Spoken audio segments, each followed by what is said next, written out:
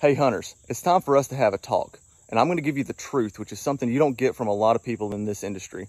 We've changed, and instead of focusing on the ecosystems that support the wildlife we pursue, we now focus on the products that are sold to us. But first, let's go over something. White-tailed deer are generalists. They can live just about anywhere on anything. Most of their diet is woody browse. So managing for them is relatively easy. What's hard to manage for are specialist species like songbirds, quail, turkeys, reptiles, things like that.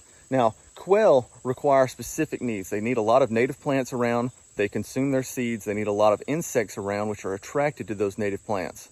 And the great thing is we can manage for these species and still manage for white-tailed deer because they can survive anywhere.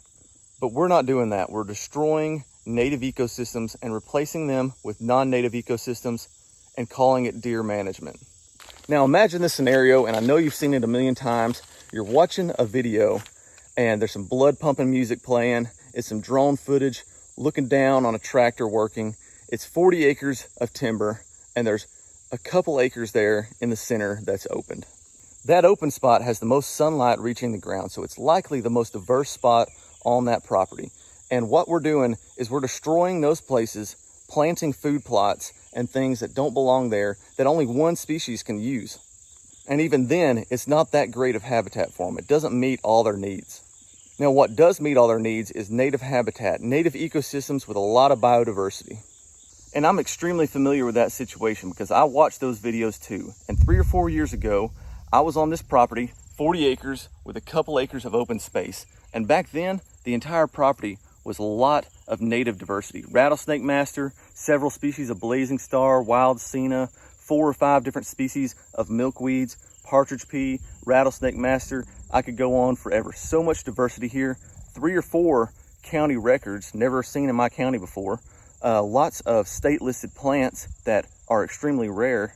And I destroyed this spot because I watched those videos and I was trying to turn my only piece of open ground into a food plot.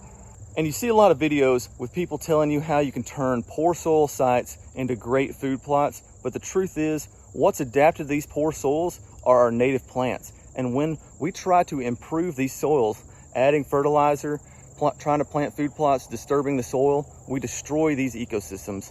And I have watched that play out here. And what has returned is a lot of Japanese stiltgrass, fescue, Sericea lespedeza, and lots of other non-native invasives. And we're doing this because we're being told to do this by companies who are trying to sell us something that we have to plant every year. Therefore, we have to buy something every year. Native plants, most of them are perennials, and they come back every single year, and they don't need much work. They don't need soil improvements. They don't need all of this work put into them.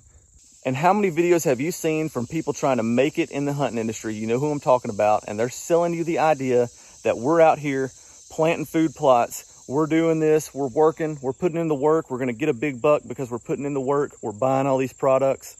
It's all lies, y'all. It's not how you manage wildlife. We're managing for one species instead of managing an ecosystem and managing for all of them. We can manage for all the game species on a property if we do it correctly and stop being sold all these lies. Now, I'm not saying you shouldn't ever use food plots. I'd probably use some here to get rid of this Japanese stiltgrass. I would kill it off, plant a food plot just so it's not bare soil. But once that food plot is dead, I'm gonna plant native species back here, and I'm not ever gonna fertilize. That fertilizing is what increases these non-natives and allows them to really take over.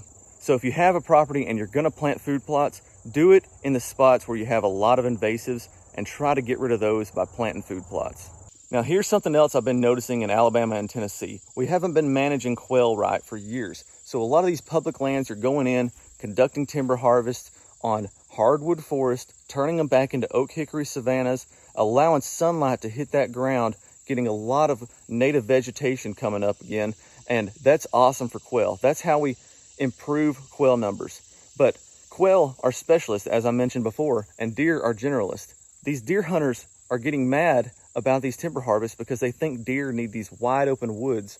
And that's couldn't be further from the truth. Deer are generalists, and when you open up these areas, it's going to create a lot more deer food. It's going to create better habitat for them. The numbers of deer are going to improve, and the quality of deer is going to improve. But we're getting all mad about it because we think that deer need wide open hardwoods. And I've seen it here in Alabama too, where we took a big field that used to have a lot of food plots and turned it back into native habitat with a lot of native plants there. And that's the thing to do. We should manage native wildlife with native ecosystems.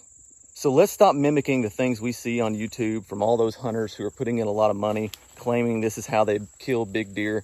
I guarantee you they have just as much native habitat there as they do food plots, but instead of giving that credit to the native habitat, they're giving that credit to their food plots and all the money that they spend managing wildlife.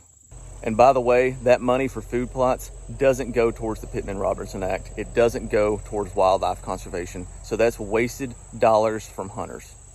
And one last thing, y'all, if we get back to managing native habitat, improving native biodiversity, and improving habitat for all wildlife, not just the wildlife we're pursuing, it's going to look better in the eyes of the public. And that's not just great for us, that's also great for future generations of hunters. And let's face it, if it wasn't for these native ecosystems, we wouldn't have this wildlife here to pursue in the first place.